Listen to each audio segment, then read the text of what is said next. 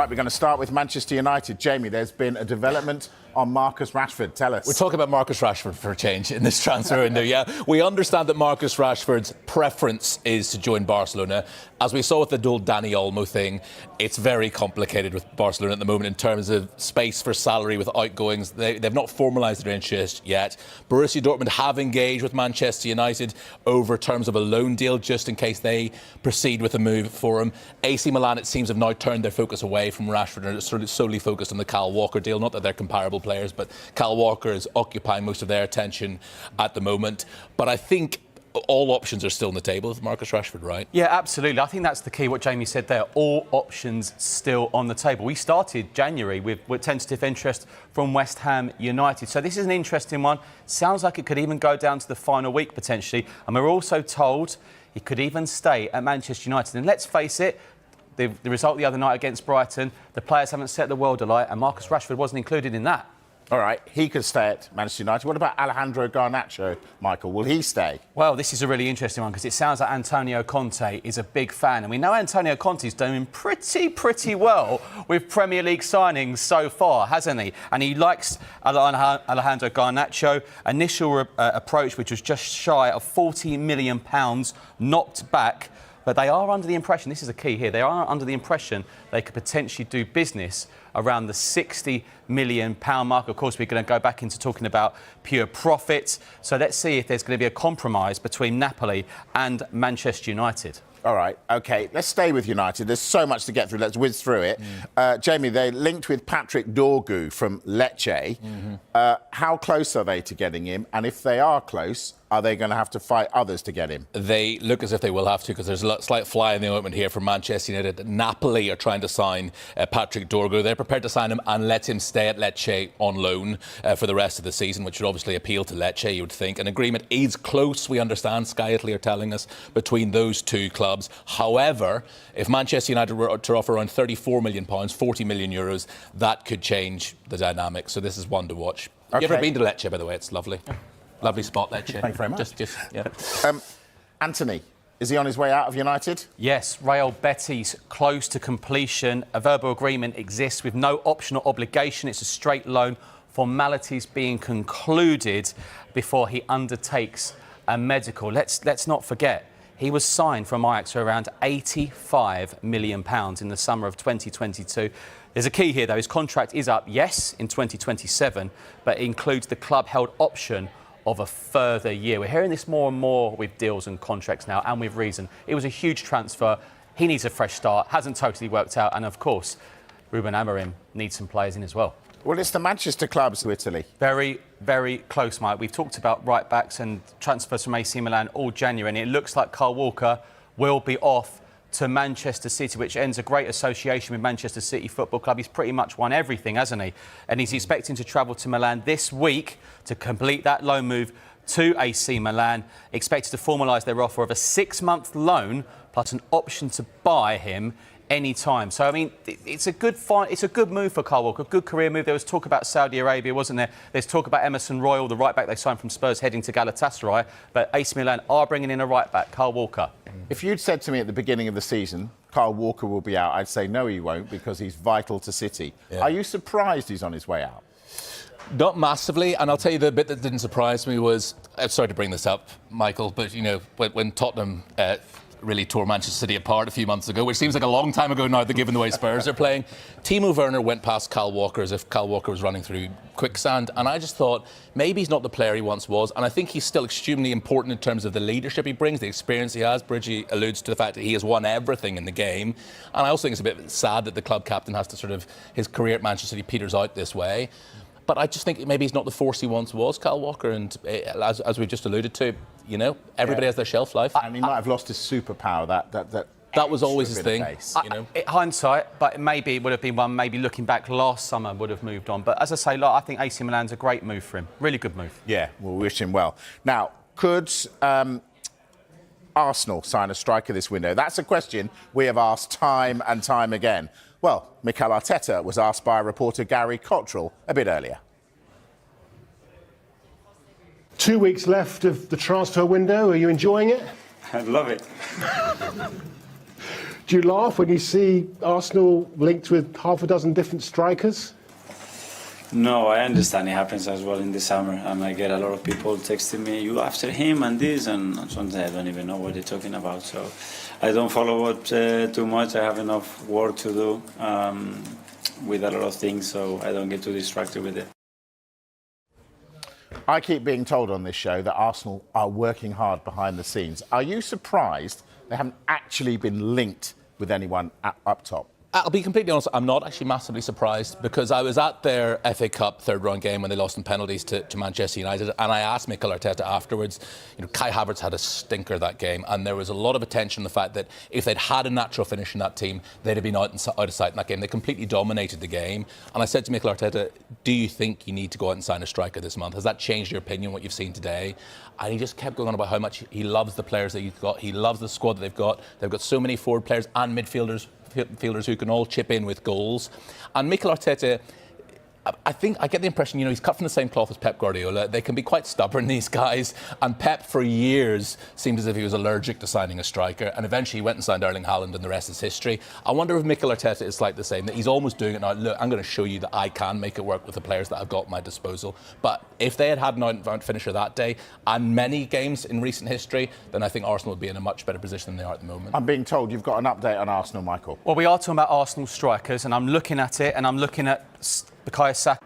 Right, OK, let's get to Manchester United. And is another club trying to swoop in on Patrick Dorgu? United are interested in him, but Napoli are now trying to sign him. Napoli are preparing to sign him and let him stay on loan at Lecce until the end of the season. An agreement close. However, if United were to offer around £34 million, it could change the dynamic. It's our understanding that United officials are due in Italy to talk to Lecce about Dorgu and Napoli about Alejandro Garnacho. Flex, on that news, what is your reaction to that? Does that indicate that Garnacho could potentially be on the way in this transfer window? I think it's the last week or so. There's been a lot of news about Garnacho and reports linking him to moves away, and it seems like the line from the club has definitely been that they're not actively trying to sell him, and players aren't actively trying to leave. We know the Marcus Rashford situation, but I think it's a real possibility that Manchester United will look at a substantial/significant bid if it were put on the table for Alejandro Garnacho. I think if you're looking at Napoli, they now have the money through from the Kvaratskhelia deal, so there is money there to be spent. And if you're looking towards Chelsea, which we'll talk a little bit about later, they've also got money to spend as well. So I think it'll be really interesting in this window to see what happens with Garnacho. Manchester United, of course, with the PSR situation, that would represent 100% profit, which they could use to reinvest into the squad. But can they guarantee a replacement for Garnacho in this window? One that is of suitable quality, that is part of Ruben Amorim's squad, of what he would like the squad to look like. That's a different ballgame, because you can't be letting Alejandro Garnacho go. You've already let Antony go. Marcus Rashford's looking to leave. If there aren't ready-made replacements for these players in this window, Manchester United will be severely weaker. And you can look at Manchester United now and think, what does weaker look like? But it would really be a lot worse if you give away 3 other players without replacement. In terms of incomings, Olivia, Patrick Dorgu is clearly a name of interest to a number of clubs now. Why do United want to try and sign him? Yeah, as we reported upon Ruben Amorim's appointment, that sort of left wing-back role has been circled as the sort of priority position for Manchester United, and was the one transfer highly likely to happen in this window. Patrick Dorgu is one of a number of options United have been looking at. The Denmark international is more affordable than their other top options, such as Nuno Mendes and Milos Kerkez. Just 20 years old and has earned rave reviews from those who've watched him regularly over in Italy. Amongst Serie A defenders, he ranks first for opposition box touch and second for shots taken with 34, you can see at the bottom there. So clearly a threat going forward. He's versatile, can play on either the left or the right. He has pace to burn, making him suitable for those wide roles in Amorim's system. Defensively, he is reliable, but needs to further develop his overall defensive skills. Strong in tackling, ranking 10th in the league for defenders this season, but it is behind in interceptions there, 35th. In summary, Dorgu is already demonstrating his potential in the competitive environment of Serie A with Lecce. But with continued development and refinement, he looks set to become a standout defender in those years to come. I mean, Flex, with those in mind, looking at those stats you can see there, is this a situation where you feel like United are going to have to pay up, especially with Napoli also being interested? Is it a case of paying up and getting their man, or from those stats you feel like you need him? From that point of view, if Manchester United have identified him as a player that they really would like under Ruben Amorim, yes, if they see him as that important, you're going to have to pay. What I find interesting here in this news today, with the breaking news of sort of Napoli trying to get involved in this deal, is the fact that they're willing to buy him and leave him on loan at Lecce to develop further, or they probably got different needs to Manchester United, whereas United, what we're being told is that they want to get him in now. So very interesting how they see it as development. You can stay in Serie A and work on your game, and Manchester United saying, get here now, we need help. But if they want their man, Livia, absolutely, they're going to have to pay for him. And I think now Lecce clearly have the leverage there, because there's two clubs interested in him. Manchester United clearly in big need of reinvestment into the squad and to kick it on. And they know that. So now that price, and if Manchester United procrastinate on this and take a while, that price is likely to keep increasing. And Dan, where do we stand with Marcus Rashford? He's not played for Manchester United for more than a month now. Do you think he'll be on the move this month? Time's ticking now. I think it's really complex when someone's got as high a salary package as Marcus Rashford has got. We know some of the other leagues who may want to bring in this type of player, they don't have the wage structures that would enable them to pay a high proportion of Marcus Rashford's wages. He's almost in limbo at the moment, and it's always difficult when a player's kind of taken out the firing line, like Marcus Rashford has been at the moment, whether that's a joint decision or whether that's a club decision. We're seeing more and more players that are perhaps moving away are taken out in the January market and will either be sold, loaned or reintegrated in February. But with Rashford, I almost feel like Manchester United could do with him playing right now. Whilst he's not there, you feel like his value is almost depreciating. I get that if you go, Manchester United's ideal world would be he'd go out on loan, do well, and then they'd be able to get a high transfer fee for him that would act as pure profit. But whilst he's not playing at the moment, I don't really feel like that does Manchester United any favours. And I certainly don't think it does the player any favours either. I know he's training alone and he's working on keeping himself fit, maybe with a mind that if he doesn't get a move, he can reintegrate himself into Manchester United. But I just wonder, Flex, how... Has it gone too far now for him to be able to reintegrate himself? I think when you say about, who does it really help with it being in this situation? Of course, you look at Manchester United, say 13th in the Premier League, not playing very well. Surely you need Marcus Rashford. But I think Ruben Amorim's plan and vision is much bigger than that. He's basically saying if a player has come out and said, I need a new challenge, and how can I build with this player? What am I showing to the rest of the dressing room that I'm willing to work on a player, give minutes to a player who says he essentially is not in this fight with us. His mind is elsewhere. So I think Ruben Amorim's principles are, it's a difficult decision to make, and if you lose in football matches, it doesn't look like a good decision, but I think his principles are, I need to establish and ascertain who is with us and who is not. And Marcus Rashford has said in an interview that, he's ready for a new challenge. So that made it quite easy, I think, for Ruben Amorim to stand on that hill. Yeah, Flex, we understand that Rashford's been doing additional training sessions at the club's training base. Yeah. Do you think the fans would welcome him back if he was reintegrated into that side? I think look, at Old Trafford, the match-going fans always want to get behind the player. So I think yes, but I do think there would be a feeling amongst fans that Marcus Rashford would have to prove pretty quickly that he was in the right frame of mind, the right feeling to produce, And of course, football fans, we can change our minds like the weather. If you score loads of goals, yes, it's all forgotten. And football can change very, very quickly. But I do think if he does stay, he would have to show and demonstrate, not just through the best form, but just the application that he's willing to stay and be part of it. Could be a busy... Now, we discussed Marcus Rashford's future. What about Antony and Alejandro Garnacho? Real Betis are close to agreeing a deal to sign the winger Antony on loan, whilst we're told Garnacho has not been actively looking to leave in this window amid strong interest from Napoli, Chelsea and 3 other clubs. Meanwhile, Manchester United will consider loan offers for Tyrell Malacia in this window. Flex, United fans want an incoming. Do you think we could see that in the form of a left-back from Lecce? Yeah, Patrick Dorgu is a 20-year-old left-back. He spent time playing at right wing as well this season, quite versatile. And in terms of the profile of player that Ruben Amorim would be looking for, combative, powerful, obviously has the fitness to occupy a full left flank single-handedly. It fits profile-wise, it fits age-wise.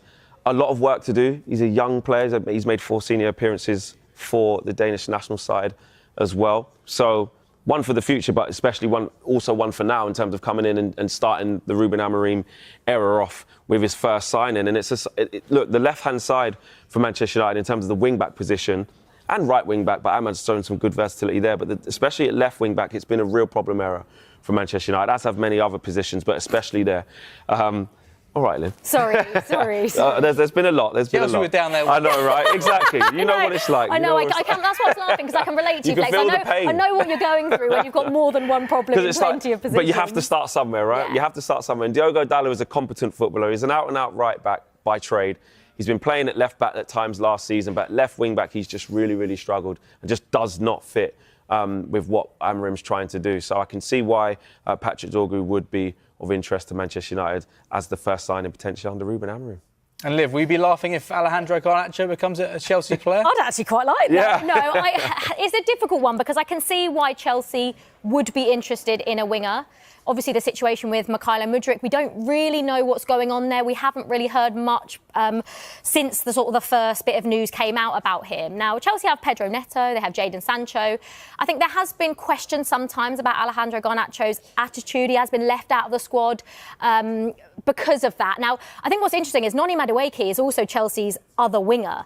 Now, he played last night, he scored, albeit it should have been a Trevor Chalobah goal, but wingers want to get goals, and that's what he did. Yet Enzo Maresca still came out after the game and almost criticised him and said, he needs to be better. This is a player that's been in and out of the Chelsea squad because of certain reasons that Maresca has made that final decision on. So I can see why Chelsea would be interested in him. I really like Alejandro Garnacho as a player, still so young, and I think he's quite unique in what he can offer. However, I just think when I look at this Chelsea side, I don't think they're screaming out for a winger. I feel like there's other positions in this team that Chelsea should be prioritising. And Dan, when it comes to Garnacho, we know he's not actively looking to leave the football club. We know the constraints that United are dealing with from a PSR point of view. Can they afford to let him go, or is it something they need to make happen if they're to reinvest the squad and sign players that fit within Ruben Amorim's system, like a left wing-back? Yeah, I mean, I'm a bit scared to talk in case Liv bursts out laughing when I talk, but it feels like maybe apart from 2 or 3 at Manchester United that no player is untouchable, that if they're to shape this squad and rebuild this squad in the mould that Amorim wants, sacrifices may have to be made at some point. And Garnacho is a fantastic player. He's got a lot of excellent attributes and he's had some brilliant moments in a Manchester United shirt. I don't think he's quite at the Ahmad level in terms of being untouchable at Manchester United, where they wouldn't entertain it. And if someone offers enough money, and Manchester United could then say, get in a wing-back that suits the system. Like Flex says, they've got to do it slowly in stages. They're not going to be able to just bring in 5 or 6 players in one window and shape a squad in the way that Amorim wants. So if Garnacho going was to offer the flexibility, because realistically, where does he fit in the way Amorim plays? We know he wants to play with those 2 number 10s and wing-backs. I don't think Garnacho is either of those things. So I think if the right offer comes in, I certainly think Manchester United would entertain it and would probably be right to, even though I think he's a good player. OK, we've got a little bit more breaking transfer news for you now. Motherwell rejected a bid from Udinese in the region of £2.5 million for Lennon Miller. It does not meet the club's valuation for the Scotland midfielder. Now, if you're just joining us, Aston Villa have signed fullback Andres Garcia from Levante for an undisclosed fee. On the way, Jamie Carragher says Arsenal won't win the title unless they sign a striker. Is he right? We'll discuss that next. Gave him a headline. It certainly has been a headline ever since he said that. First of all, what did you make of a manager saying that? Would you have ever said about any of your team, even in the utmost frustration, I think this is the worst team in the history of the football club? I hope not, but I mean, I've done plenty of similar things equally as bad, and I'm pretty sure now he regrets it, because to be fair, I think that to be fair, to say this is the worst team, you have to go back a long way. Manchester United's a club with a massive history. They've been in the second division a couple of times in there. They might not have been very good teams either. But I think what he's trying to point out is that he's not really too happy with the team that he's taken over and the quality of the players. So I think he's certainly having a dig at them. And I've seen a few players on the TV in the last couple of days, pundits who've been players, all saying something which I would totally agree with, that if I was one of the Man United players, I don't think I'd be too happy with the manager coming out and saying that you guys playing in this team are the worst players that Man United have ever had, so he might have given himself that little bit of a harder job to get them back on board, because they certainly won't have taken it kindly. And neither, to some extent, will the new owners of the club, who are doing their best to put money in and make a change. You can't really complain that Man United have not tried to build a team, that they've not tried to put a team together. Unfortunately, it's not gelled, or maybe the players haven't quite been the right ones as yet. But that's life as well. When that happens, you have to get on with it. You can't every time you get a group of players together and there's one or two in there that you don't think they're not 100% for me, you can't just replace them and bring others in, because you're talking hundreds of millions to get the players of the right quality. So what we saw yesterday was players unhappy on the pitch again, and again the continued discussion about the way Ruben Amorim sets up, and he reiterated there he will not change and we are going to suffer. So we've seen 11 Premier League games now. We covered the first at Ipswich, we covered the one yesterday right the way through to Brighton. They've yielded 11 points. Erik ten Hag's last 11 games got 6 more points than Ruben Amorim. So where are we with what he's trying to do with the players he has available, Michael? Not much further on than right at the outset. I think we all gave him a bit of grace to start with, because you're changing your formation. A lot of these players hadn't experienced it. We'll see the first clip from that Ipswich game here, and lots of players came out afterwards saying it was very different. We're going to take a little bit of time to understand it. However, 70-odd days now he's been in charge, 15 games. It's plenty for players that are at the top of their profession, really. Premier League players, a lot of international players. They should really be grasping the nettle a little bit quicker than they are. I'm seeing no real improvement. Let's just have a look right from the outset here. I mean, if we look at the formation, this is when the goalkeeper's actually getting the ball, but that's the back three.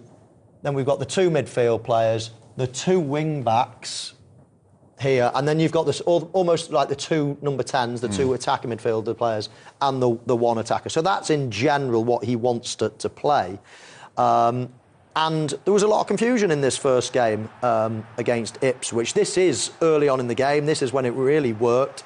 The ball ended up in the back of the net. And what we also know is that he likes 4 players in the box, wide players, one of the attacking players and the attacker, and then almost somebody that's going to sweep up on the edge of the box. Now, let's fast forward to yesterday against Brighton, and some of the old problems, let's say, or some of the problems that don't seem to be fixed, Roy, are resurfacing. Now, if I just point out the back three here, this is the back three. So Yoro's gone into midfield, almost picking up his man. Soon, De Ligt will go into the midfield, picking up his man as well. And here's your 2 wing-backs that have been penned back by the high, wide men. Now, let's just clear that a minute and just slowly move it forward. Where does this go? How on earth can one long ball come from here into here and give Brighton a chance? We'll just move it slowly, and it's mainly De Ligt's role in this, because this is the area, isn't it? Yep. What if you were coaching this side? Where would you spot as the? Well, first of all, as a defender, if you stop it there, you've got to accept there's no pressure on the ball. He's got all the time in the world. He sees everything going forward. He can play the ball forward wherever he likes. Wherever he wants. He could play it into here if he wanted to. He could certainly play it over here across the player. Or, more importantly, he can play it where you don't want it. Behind your defence. Exactly. So the first thing is we're talking about marking distances. He's got to get his marking distances right. He's got to be aware that the long ball can come and make certain that if it goes over his head, he should be first to the ball. But I think that De Ligt in this situation should also be thinking about that space there. I think he should also be thinking, hold on, he could get it in there, but that's not the end of the world if it happens. But if he does get it in here and he outruns my colleague here, we're in trouble. So Can I just ask you a question there? Is that De Ligt making a personal decision on the pitch, or is that the way he's been set up and asked to play? I couldn't tell you that, because I don't know, can I tell you, in my Do you think if he was in a back four, he'd be comfortable making that I would be decision? very unhappy about him coming out there towards this player and leaving that space there, because if it goes in, there's no chance of Maguire getting across. Now, you could argue that in an ideal world, as the defender moves the ball here and looks forward to play the ball into this sort of area, I would want him in there and him. I'd want them both coming across, really, because this player, as he moves across there, becomes less dangerous. They can't get the ball to him. But I think, and I see it very often, a lot of games today, defenders, you've said about Yoro coming out there, well, you can get away with that because you've still got 4 defenders behind the ball. But you can't afford now for him to start coming out as well, because you've just opened up this space where if the player on the ball is good enough and can get the ball in there, and he hasn't got his marking distances right, it's a goal. Yeah, because as you're talking about, I'm thinking to myself, these are the two centre halves. Now, virtually, he's on it. I don't think that these wide players, I don't think that Amorim is thinking, right, these wing backs, he doesn't necessarily want them playing as full. He doesn't want at home five defenders in a So is back five. is that them not grasping the message, or is that credit to the opposition? I think it's Manchester United not grasping this way of playing. I mean, look, the ball is halfway. Here's the ball here, Steve. The ball is halfway. He's still moving forward towards this man. That's half of it. That's not even the danger. This is the danger. And you know what? If that ball does come in to this man here, he's got plenty of time. If he was starting here, he's got plenty of time to see it and get to it, or let his man here. Yeah. There's lots of options. Let the midfield player go. It's the lesser of the evils. Yeah. But, I mean, astonishingly, the ball, it's not even difficult play. See, this is an easy ball. Everybody will say, oh, look, what a great assist, what a great ball. Knocking it into acres of space and just, chipping it over the back four, or the back three, I should say, it's not hard what teams are doing again. It's not complicated football that's getting teams in against Manchester United at the moment. OK, so the big question, I'm fascinated by this, from a coaching point of view. He's walked in mid-season to a group of players that aren't his, but he knew that when he took the job mid-season. In all your experience, when you've gone into clubs and inherited players, and you may have a way you want to play, which he quite clearly does, and you've realised, I don't have the tools to do... Have you tweaked? Have you changed? He's saying he won't, because every game as a manager, he's played a back three since he started managing. So what do you make of his decision to say that he won't change with this set of players, to persist trying to get the message across? Well, I don't know that you can do that, because, I mean, the whole thing about being a coach or a manager is winning games and getting results, and you can't just, suggest that my philosophy is more important than the team getting points and winning games. You've got to understand that is an important factor.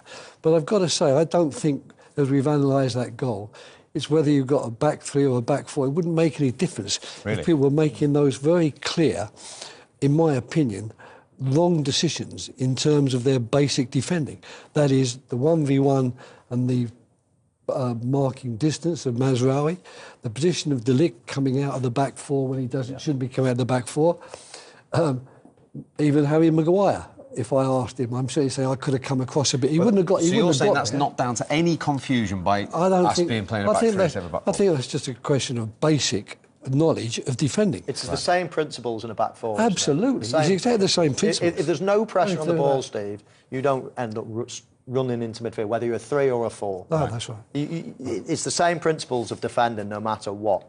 These are players that should be experienced, international players that are just making horrific decisions at the moment. I don't know why, in fact, I say at the moment, they have been for a long time. So is it just, I've tried to almost protect them in my mind, thinking, do you know what?